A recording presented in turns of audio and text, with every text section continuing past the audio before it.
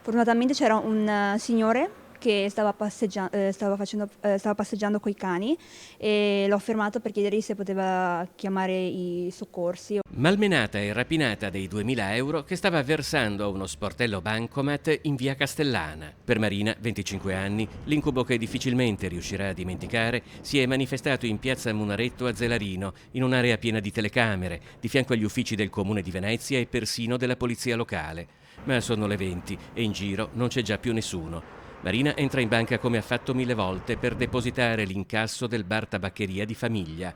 Alle sue spalle uno sconosciuto le blocca le mani. È un istante.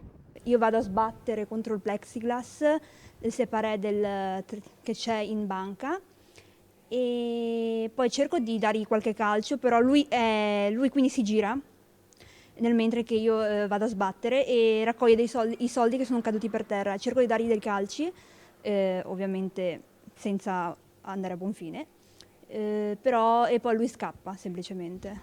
L'aggressore è descritto come un uomo italiano di muscolatura massiccia. Nel mentre in cui lui cercava di prendermi i soldi, nel momento in cui ovviamente mi ha bloccato le braccia, ha detto questo, puntini puntini, probabilmente voleva dire questi dalli a me o qualcosa del genere, o immagino siano queste le solite parole che si dicono in questi casi.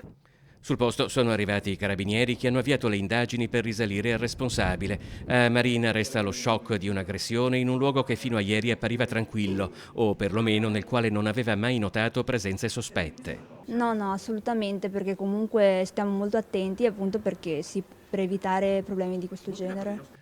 La giovane è stata visitata all'ospedale dell'Angelo di Mestre, dove le è stata riscontrata solo una piccola lesione guaribile in 2 giorni. Per le altre conseguenze, quelle che minano la serenità, probabilmente ci vorrà un po' di più.